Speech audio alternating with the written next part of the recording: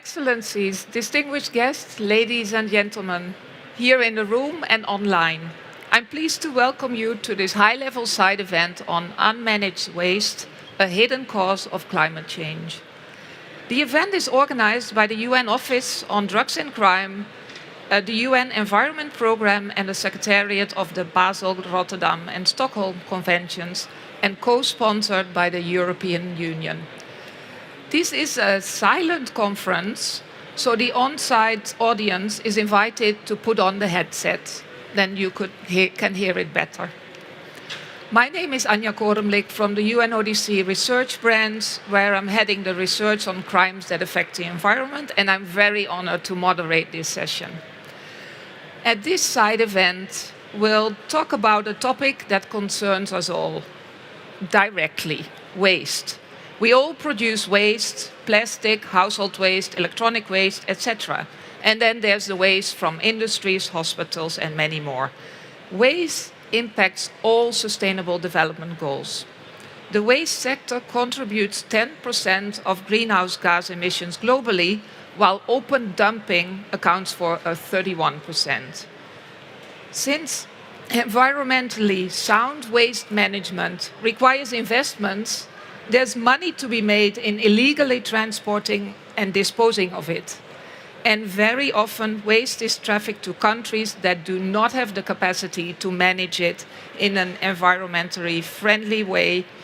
And it ends up in public ecosystems, illegal landfills, and is burned in the open, causing even more environmental damage and aggravating climate change.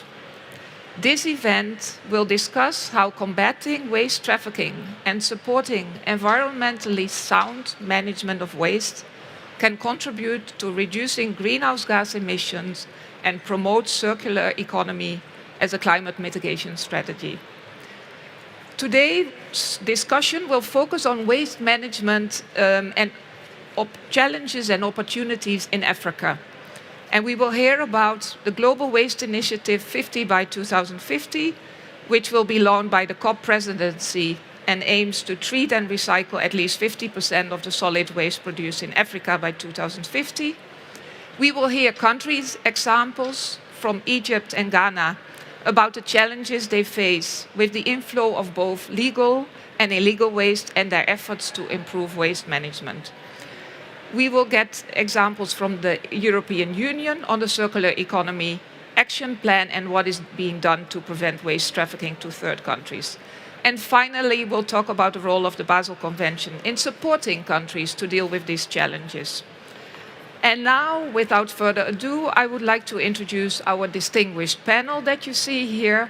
First of all, Under-Secretary General Ms. Ghada Wali, Director General of the United Nations Office at Vienna and Executive Director of the United Nations Office on Drugs and Crime. Dr. Kwaku Afriyi, Minister for Environment, Science, Technology and Innovation of Ghana.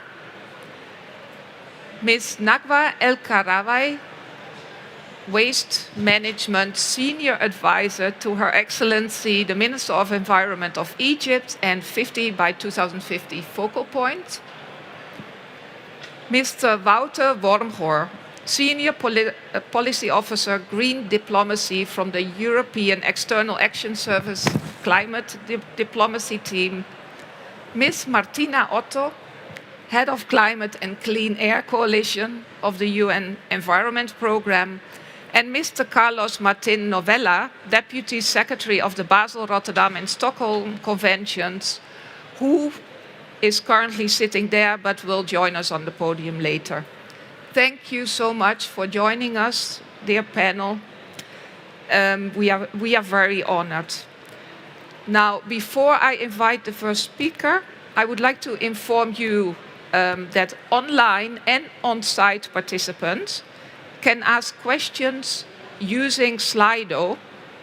And if you're interested in using that, please scan the QR code if you want to make use of this. I assume we should be seeing a QR code somewhere. Okay.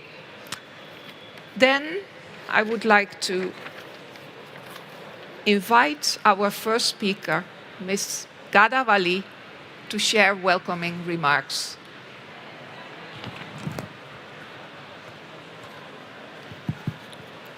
Good morning, everyone. Excellencies, ladies and gentlemen, I'm honored to welcome you all today to discuss how we can help manage and mitigate climate change through environmentally sound and sound global management.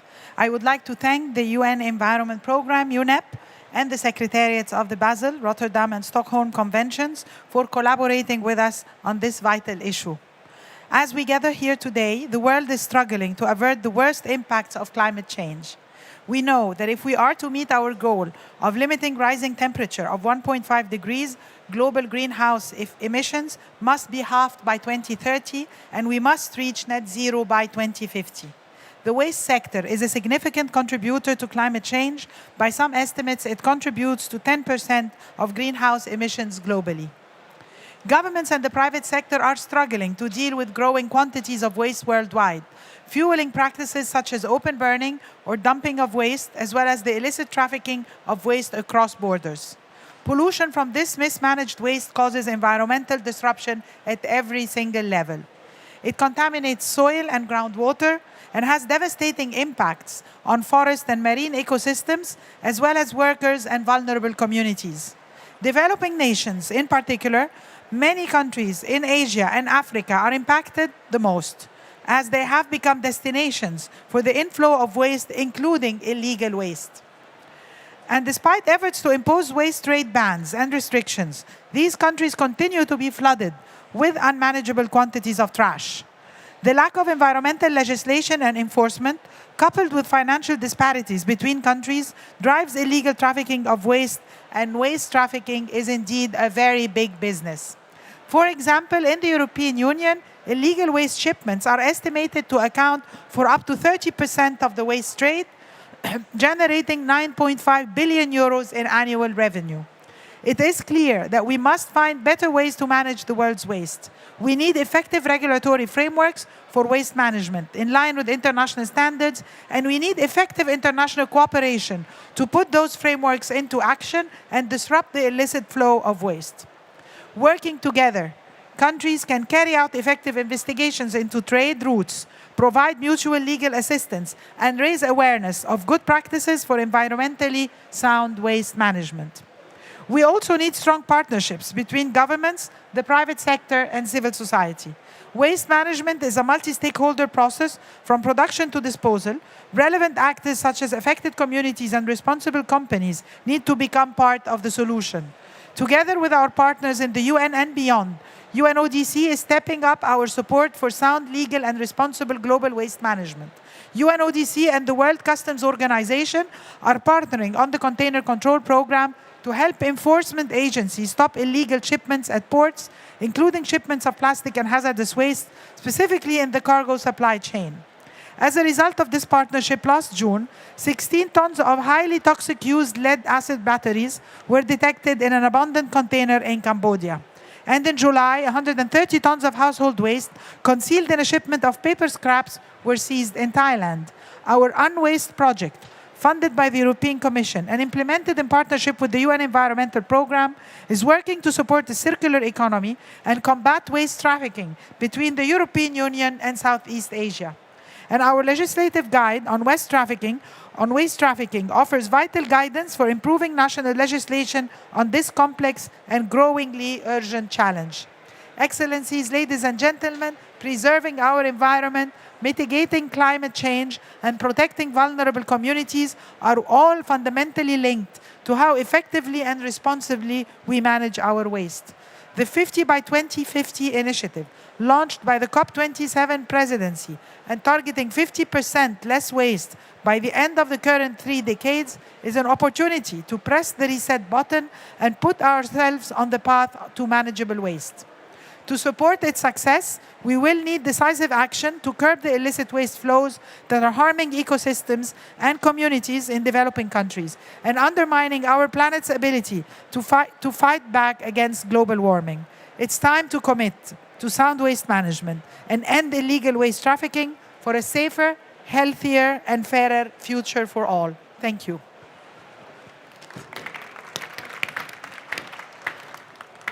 Thank you very much, Ms. Wally, for this really comprehensive and empowering speech.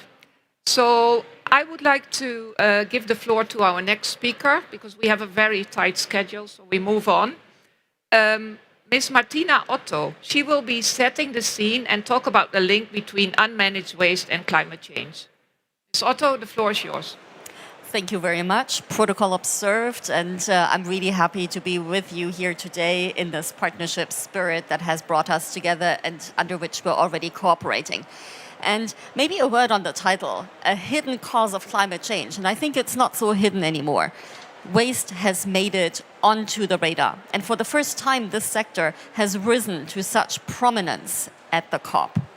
And that's for a good reason. The world generates over 2 billion tons of municipal solid waste each year. We heard about the climate impacts, and I will get into that a little later as well. But it also comes with a resource footprint.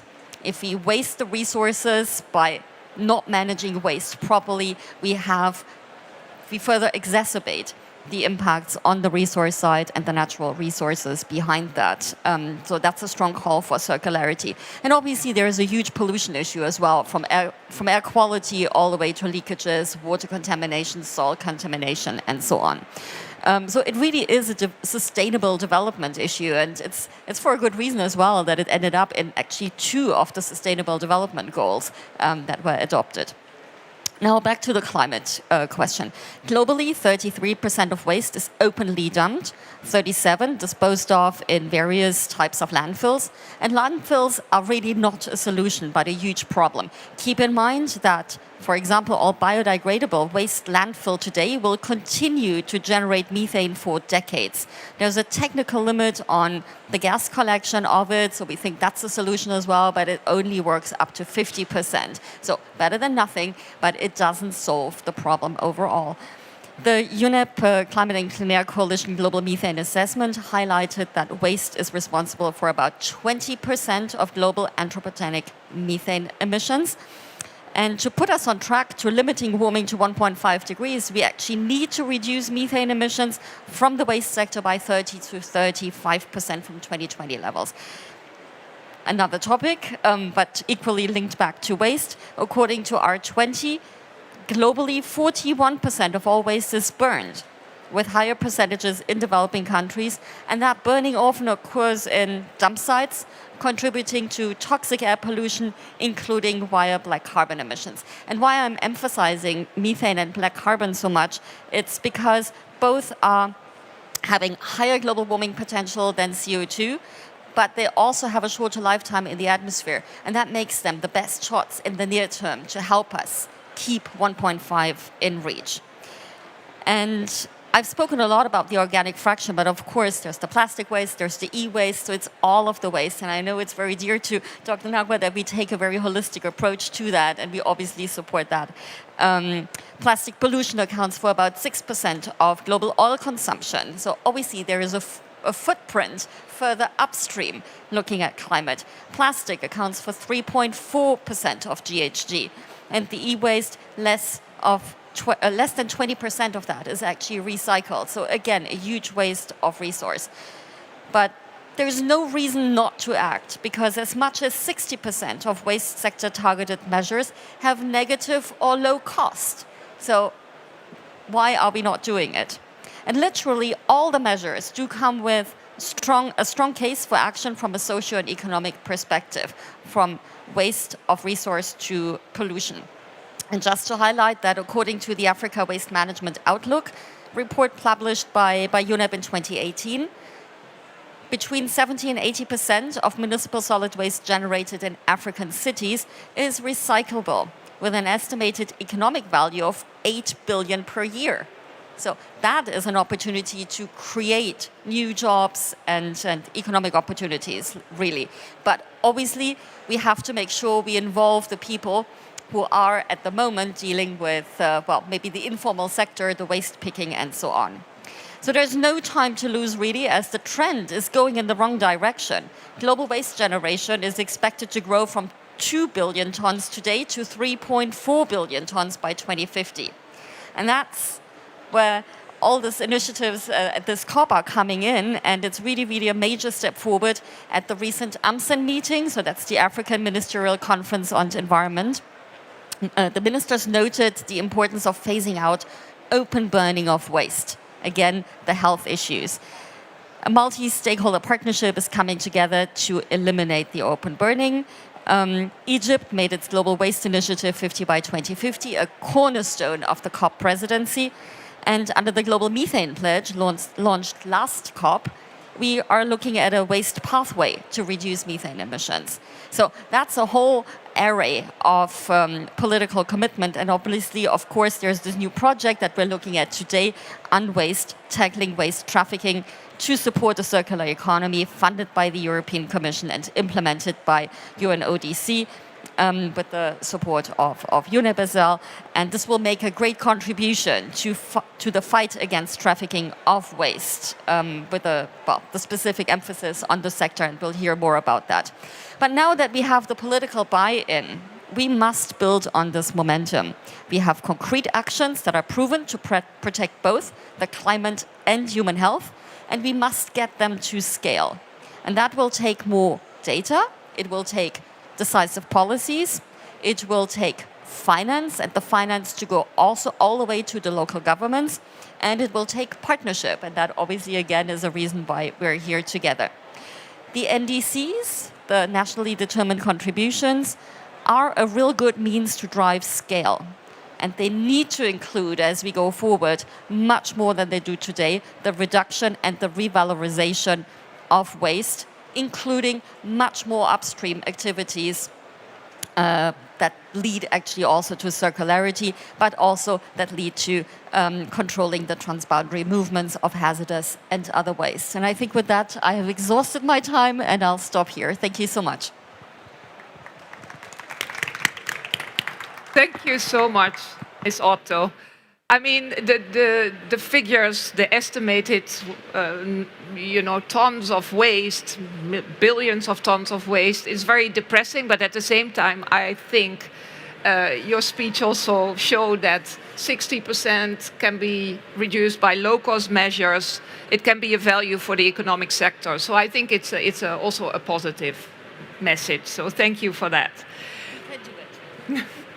Now we come to our keynote speakers, who will share their country experiences with us.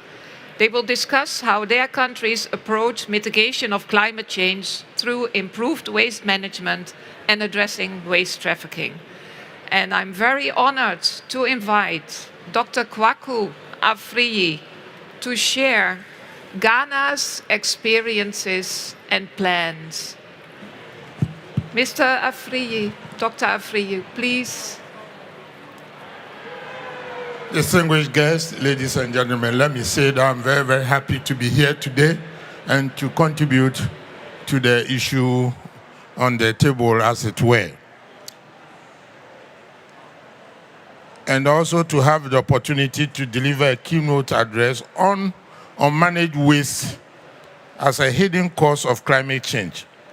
Ghana generates some 7.1 million metric tons of municipal waste per year, composed of the following: organics, including food waste, garden and park waste, 52%, plastics, 16%, inert material, 14%, nappies, 5%, paper and cardboard, 4%, textiles, 3%, metal, 2%, glass, 2%, and finally, leather and rubber, 1%, and also wood, 1%. Data from the last census years shows that municipal solid waste collection, including use of open dumps, have reduced from some 76% in 2010 to 70.9% in 2021, whilst open burning has more than doubled from 9% in 2010 to 22.5% in 2021. From the statistics, over 1.6 million metric tons of municipal solid waste is burned annually, which translates to some 260,000 metric tons of plastic waste burned yearly. The implications of municipal solid waste burning cannot be overemphasized in the context of health and greenhouse emissions. The current value chain employs some 150,000 persons.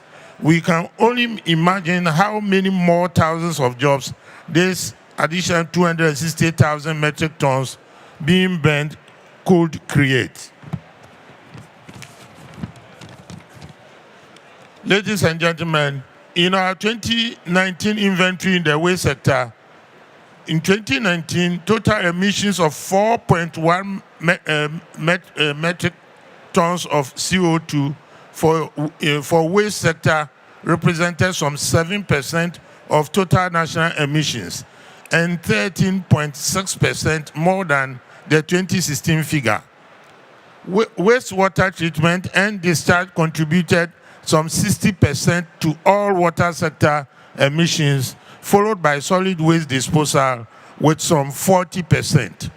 Ghana believes that if rapid action is not taken now to address the climate change and its negative impacts now, the future cost, of course, will be very prohibitive and counterproductive to all the socio-economic gains that we are making today.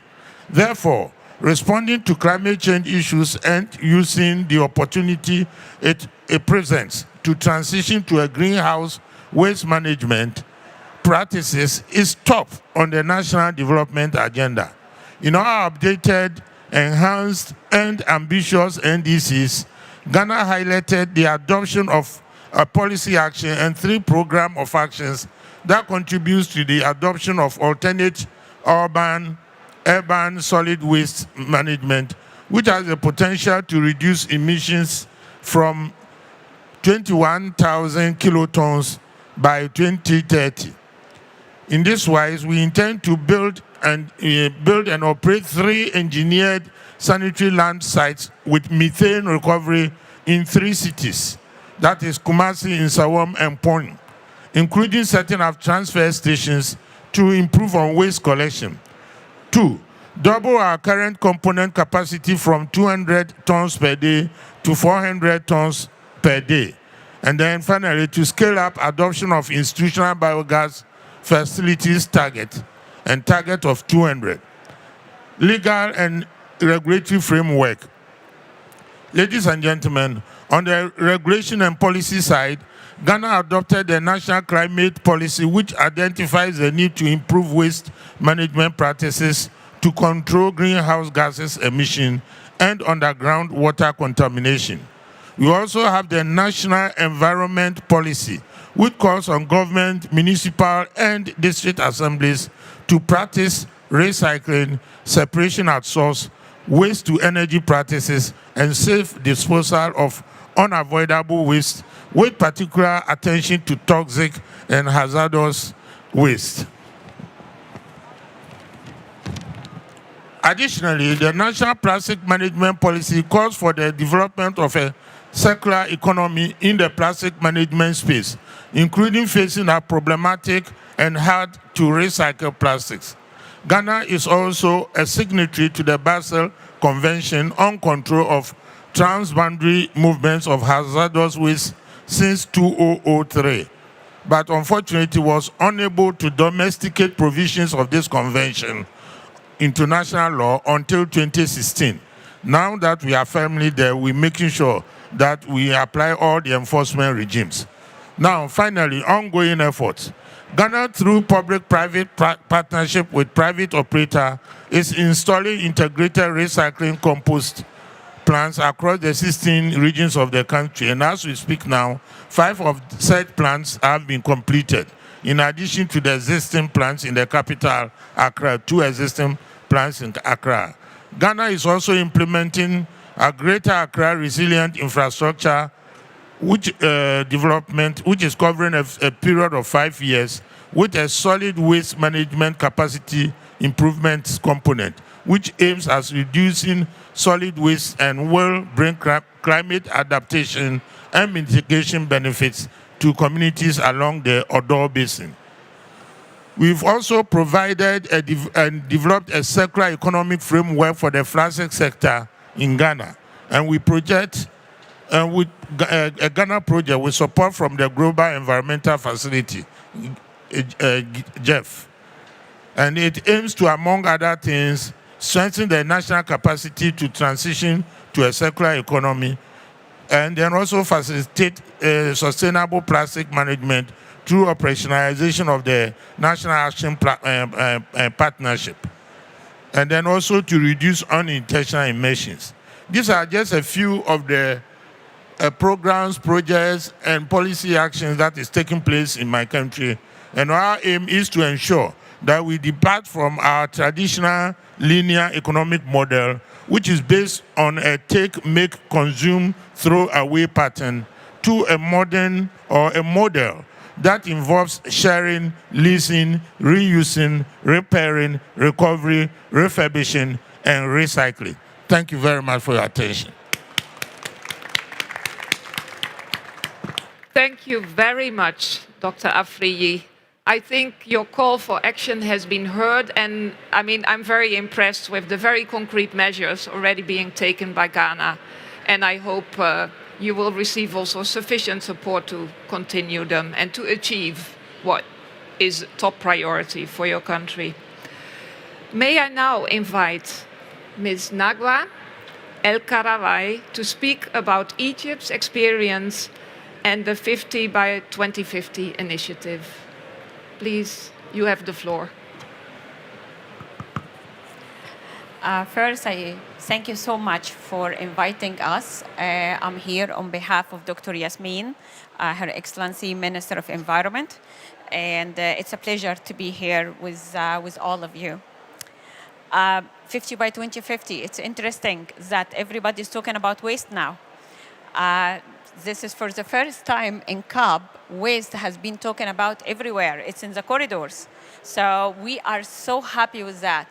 I would like to think it's 50 by 2050. What does it mean, 50 by 2050?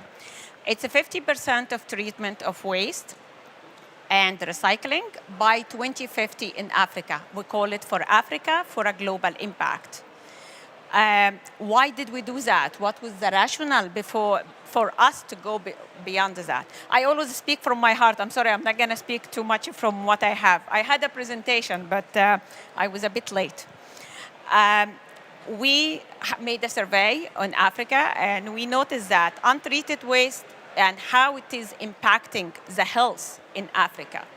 We are seeing that there is informal treatment of hazardous waste. We are talking, for example, about unsafe treatment of e-waste or demolishing in Africa, and exposure of so many people and the land degradation impact. It is impacting significantly all the lives, all the people in Africa and our nations as a continent.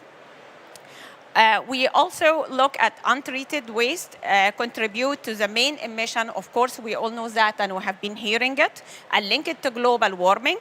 It's around 4% GHG and around 20% of methane.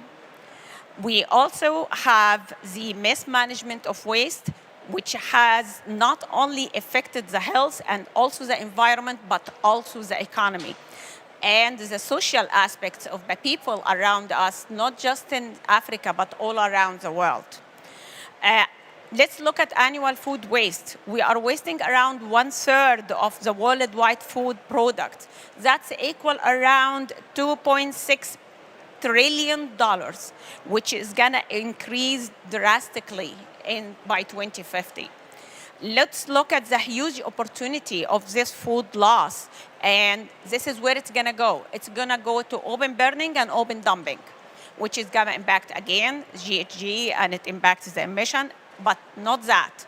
It's also gonna impact some people who are in need for this food we are wasting, or food loss we are losing, and we are not gonna make anything about it, so we need to act.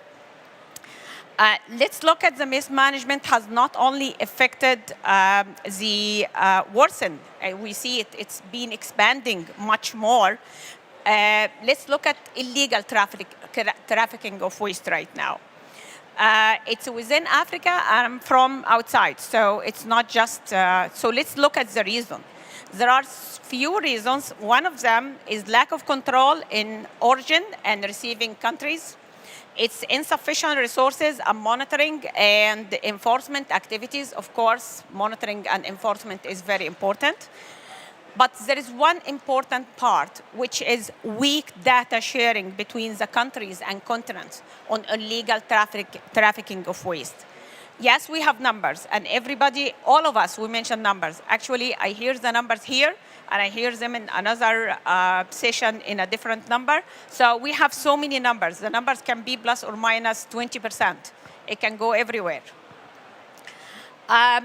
So for now, as in Egypt here, we took some action, and we have actions. We already have the waste management law since 2020. And we have also its executive regulation. We are additionally, we set up an waste management regulatory authority. Their job is just to do enforcement and monitoring. And this is a huge job and technical assistant. And these activities, these laws are already existing right now. And we are implementing the strategies for the future planning and implementation of all type of waste at the moment, including e-waste or hazardous waste. Let's see why we have the COP27 Egypt initiated the COP27 50 by 20, presidency initiated 50 by 2050. 50 by 2050 is the first ever COP waste management initiative to be able to be announced. Even it has an impact, of course, on SDGs, all of them. Actually, we're not talking about one. If we look at all the SDGs, waste impacting each one of them, not just one. It's NDCs and DOCs. So it has a huge impact, but actually, this is the first ever holistic approach of waste management initiative to be announced in COP. We would like to set up a target. That's what we're doing right now. For today, for recycling of 50% of the waste, all type of waste. We are not talking about just one type. We are talking about all type of waste. We are talking about the whole continent of Africa. So it's not just one country, and it's not just a city. Because most of the initiative we have, or the activities we have, they always target cities. We are, of course, looking for working with women, working with youth, and working with girls, because this is one target we would like to work with. Actually, in 50 by 2050, we have set it up as, we have 5 working groups. I'm sorry I had a presentation, so I will share it with you after that if you are interested. And actually, we have a 3 QR code, English, French, and Arabic for the brochure of the initiative. I will be more than happy to share it with everyone. Specifically, 50 by 2050 dedicated one specific working group for illegal trafficking and trading. And why did we do that? Because it has a huge impact on the integrated waste management in the continent. In this, we are identifying the challenges of formal and illegal trade of waste. We are integrating institutional and mechanism to prevent illegal trafficking of waste through the support, of course, of UNODC. We are setting up a dedicated model for the future of a center of excellence on waste management proposed by the global initiatives. We are trying to support data. We are trying to collect data. We are not working alone, actually. As I said, there are so many huge number and information and projects everywhere. Let's listen from what we have. Let's build on what we have. Nobody can start from scratch. And I hear in here some activities, but let's interlink all of them. So we will be able to learn from each other and to implement a comprehensive for Africa, toward the global impact. Thank you so much. Thank you so much for being here, presenting the initiative, and I apologize that you couldn't show your presentation. Thank you so much for accommodating. I would now like to invite Mr. Wouter Wormgoor to speak about the European Union's experiences and plans. You have the floor. Thank you very much, Excellencies, ladies and gentlemen. On behalf of the EU, I'm delighted to shed a bit of light on what we are doing. But before I enter into the EU details, let me just point out one or two things that I noticed already. Lots of figures indeed mentioned, so but it's clear that there is no waste, because waste can be used and in a very useful way. That is one thing, and I also heard methane coming up quite a lot. Now, the European Union is also very active on reducing methane emissions. Methane is a greenhouse gas that is 80 times more powerful than CO2. And that means that with methane reduction, we can actually really make a difference in reducing the global temperature rising. Hence, the importance at this COP. So we are also very happy to see that waste has becoming a more prominent topic. We have in the EU seen this as a holistic problem. Not only here, the audience online cannot see it, but we started already with constructing our pavilion in a way that we can reuse it again. It's a small gesture, it's symbolic, but still I think this is setting an example on a small scale for what we should be doing. Not creating waste and going to a circular economy as soon as we can. Not only because it's smart to do, not only because it will reduce the amount of greenhouse gases in the air, but also it has a strategic importance. Why? Let me explain. More and more rare earth materials are needed for a green transition towards net zero in 2050. These rare materials are only found in a few places. And what do? In Europe, in other places, we use them and we dispose of them.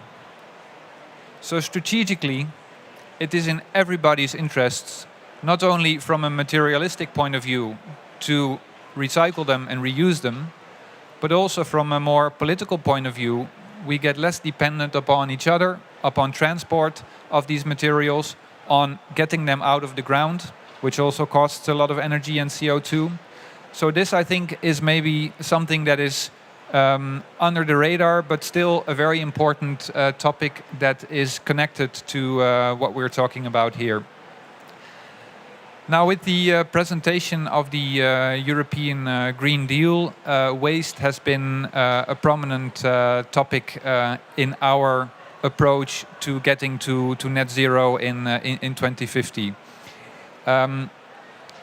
Circular economy is one of the most important aspects of it, but we are also reviewing our Waste Framework Directive, looking holistically at how we can reduce our landfills, how we can increase recycling, how we can also make producers act more responsible. We all have an iPhone or a Samsung or another phone, but there are only a few phones that can actually be recycled in a sustainable way.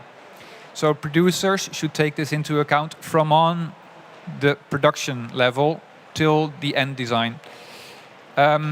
But we also try to promote this in other sectors, in the building sector, in the transport sector. In total, we have proposed in our circular economy package a number of 35 actions to get this right and to get also the economics of this change right.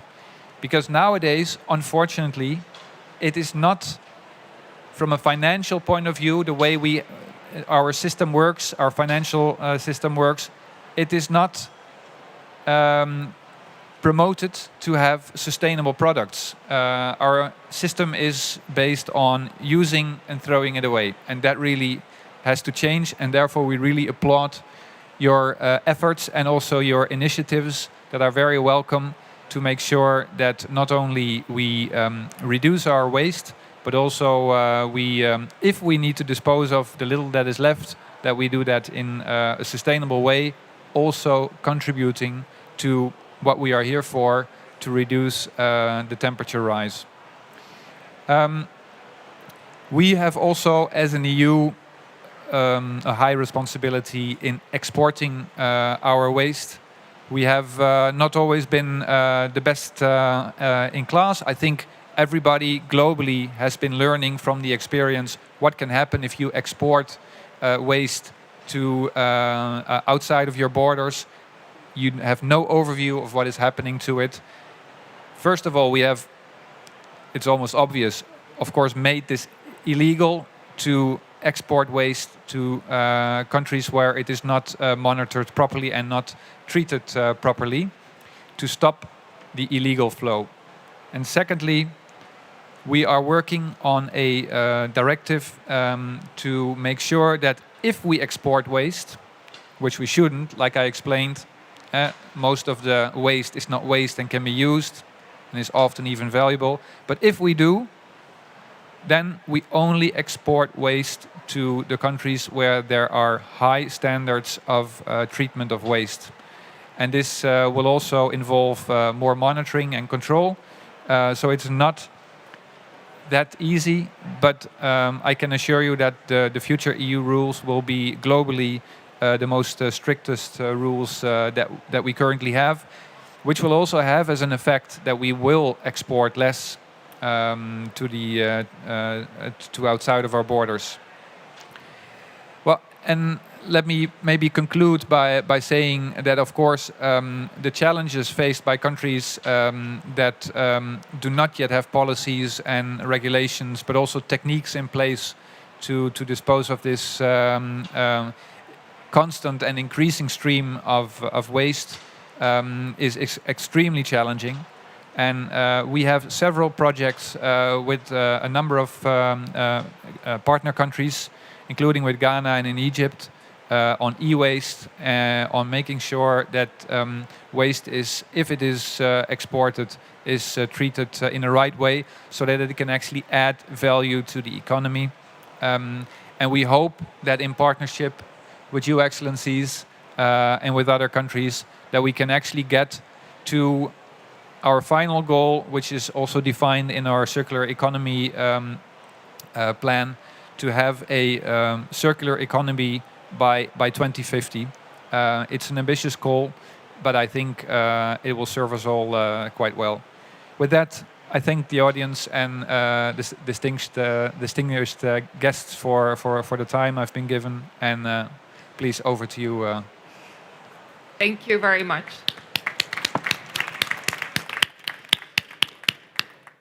So I'm very impressed to hear indeed that the EU is following a parallel approach in terms of reusing, so reduction of the waste, but at the same time also looking at what is being exported and trying to make sure that there's no damage basically outside. Now, following the challenges and opportunities described by all the previous speakers, we will now hear from Mr. Carlos Martin Novella how the Basel Convention can support countries and its role in climate mitigation. You have the floor. Thank you very much, Anja. Excellencies, ladies and gentlemen, it is a great honor for me to take part in this high-level event on unmanaged waste, a hidden cause of climate change, taking place during this COP27 of the Climate Change Convention, and share with you my views on linkages between waste management, including illegal traffic of waste, and climate change from the perspective of the Basel Convention. I would like to thank the European Union for supporting this collaborative initiative of different United Nations agencies. And also I'm very pleased to recognize in your speech just a few seconds ago all the articles of the Basel Convention almost. You have been talking about reducing waste as a priority. You have been talking about basically to reducing the way that the waste as such does not exist. You talk about treating waste as close as possible to the place of origin, and you talk about exporting only if environmental sound management of waste is secure. And I would imagine this is including the prior informed consent. So I very much recognize the Basel Convention articles behind what you said. I'm also extremely pleased to note that waste management is a priority for Egypt's presidency, and that the new Global Waste Initiative 50 by 2050 will focus in Africa, will be launched during this COP27, because unmanaged waste is a visible cause of climate change. Some of my colleagues from UNEP and from the IPCC have already produced a lot of data on how chemicals and waste and climate change interact. I would like just to point out some of the most prominent figures that probably has been said before, but I think the repetition is the basis of emphasis. So just to remind you that the waste sector contributes 10% to the greenhouse emissions globally. So we are not talking about a marginal problem.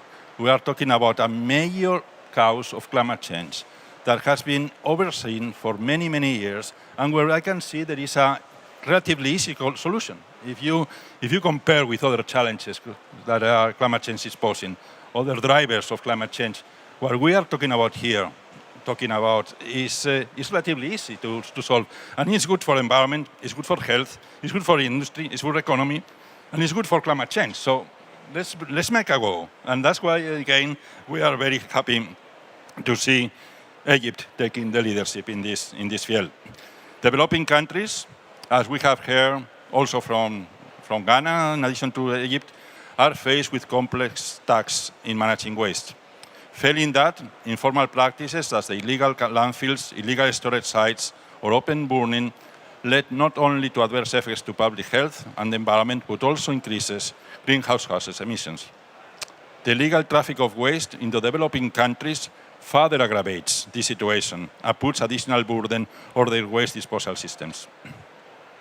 Valuable materials of the illegal waste shipments are often recovered, including using informal practices as open burning of plastic cables to recover metal. This exposes workers to toxic fumes, whereas the rest of the waste, including its toxic substances, can end up in the environment. The nexus between waste management and the climate change is of importance not only for developing countries. All over the world, carbon emissions from waste disposal are increasing because of the expansion of energy from waste incineration plants. As I said before, plastic waste contributes to climate change because its potential combustion releases of black carbon aerosols, which may have as much as 5,000 times the global warming potential of CO2. But if unmanaged waste causes climate change, the opposite is also true. The environmental sound management of waste contributes to mitigate climate change. The application of the waste hierarchy, for example, contributes directly to reduce greenhouse gases emissions. For example, the reuse, recycling, and resource recovery of electronic and electrical waste have greenhouse gases emissions benefits compared with the landfill, or the incineration, because these practices often offset the need for virgin materials production. Urban mining is more cost-effective and less energy-intensive than primary production. Furthermore, the environmentally sound management of end-of-life refrigerators, air conditioners, and similar equipment contributes to mitigate climate change as the ozone-depleting substances in these devices, such as CFCs and HCFCs, have a high global warming potential as well. And here we are also contributing from not only the Basel Convention, I could say the Rotterdam Convention. Just a few weeks ago, our scientific committee and the Rotterdam Convention started studying the possibility to establish prior informed consent procedures for methyl bromide. That is a substance that is used in some of the quarantine procedures for agricultural products. And we are also looking at how addressing other topics such as the disposal of refrigerators from the point of view of the residual products that are containing these ozone-depleting substances. Since the environmentally sound management of hazardous and other waste along the control of the transboundary movement and the minimization of generation of such waste are key to mitigate climate change, so is the implementation of the Basel Convention. The Basel Convention is the only legally binding agreement addressing the environmentally sound management of wastes and aim at controlling the transboundary movement of hazardous waste and other wastes. With 190 parts, Wrap up. it is nearly universal, and because transboundary movements of known parties are usually prohibited, this means that all exports and imports of such waste must abide to a common set of rules. These rules were developed with a very specific objective in mind: to protect human health and environment from the negative effects of hazardous waste and other waste, to ensure the environmentally sound management, and to do so to ensure that only parties and countries with the capacity and willingness to receive waste from other countries can receive them. The Convention establishes prior informed consent procedures between the exporters and the importers' countries on this regard. And I'm trying to finish here very quickly. For instance, as in response to the issues mentioned earlier, parties to the Basel Conventions have taken several important actions in the recent times. Among those are the entry into force of the ban amendment that prohibits the export of hazardous waste to developing countries, and the adoption of the plastic waste amendments and the e-waste amendment, subject to plastics and electronic waste, to the prior informed consent procedures under the Convention. I just need 1 minute. These are milestones in the life of the Convention that bring legal clarity and improve monitoring and transboundary movements of hazardous waste. They illustrate the success of the Basel Convention in bringing together the international community towards tackling some of the most urgent global pollution challenges, including the climate change the world is facing. Finally, on top of contributing to mitigate climate change, the control of transboundary movements of hazardous and other waste provides multiple co-benefits for human health and environment, circular economy, and the protection of biodiversity.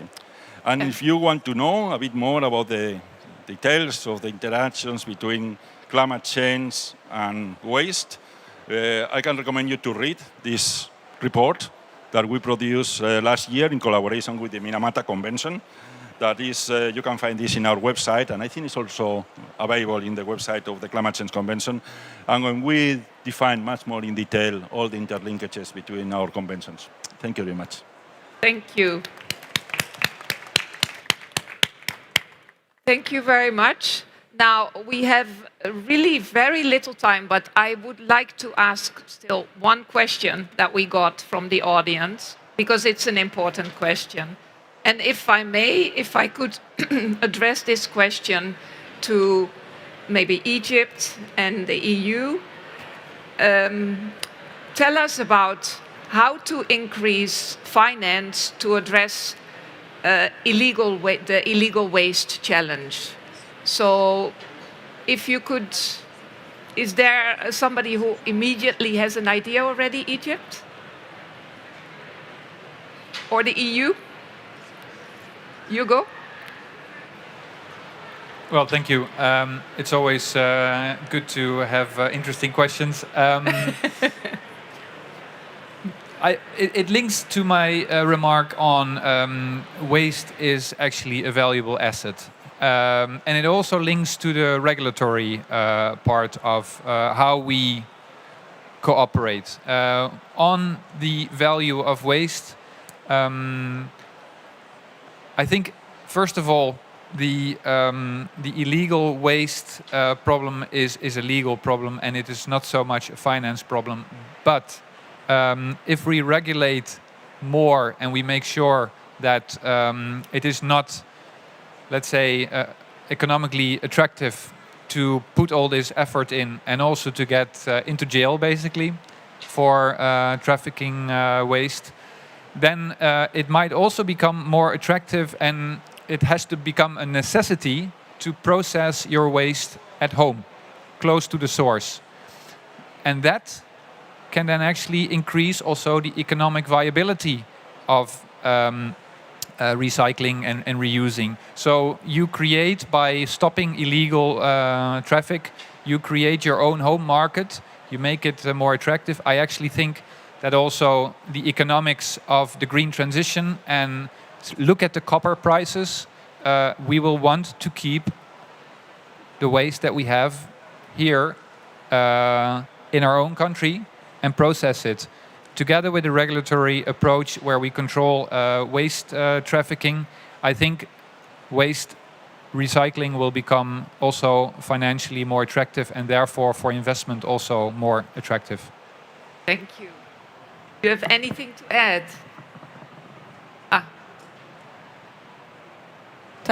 To add to this, actually, because it's a comprehensive issue, and it always starts. Let me go again to the data issue.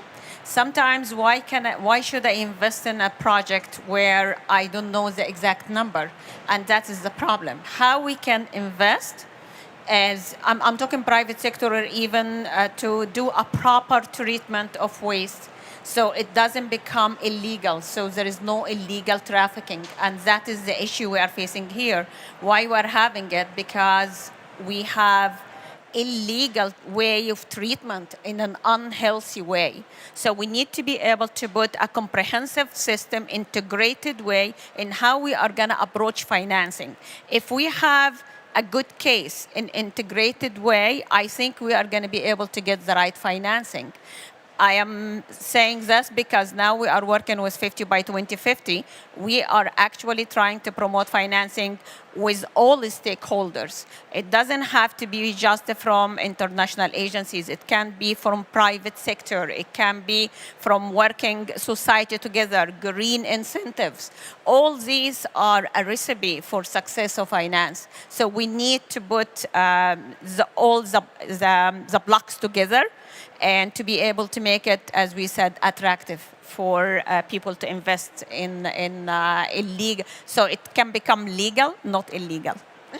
Thank you so much for this. Now it's time for the conclusions.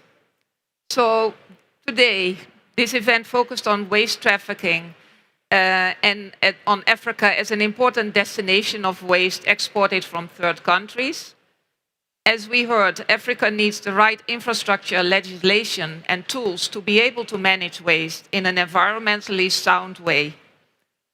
The trafficking of waste is becoming an increasingly attractive business for criminal networks that disguise illegal waste as legal shipments for the recycling and second-hand market, while causing environmental health and socio-economic damage to the recipient countries and impeding their ability to meet national determined contributions, which of course include waste management.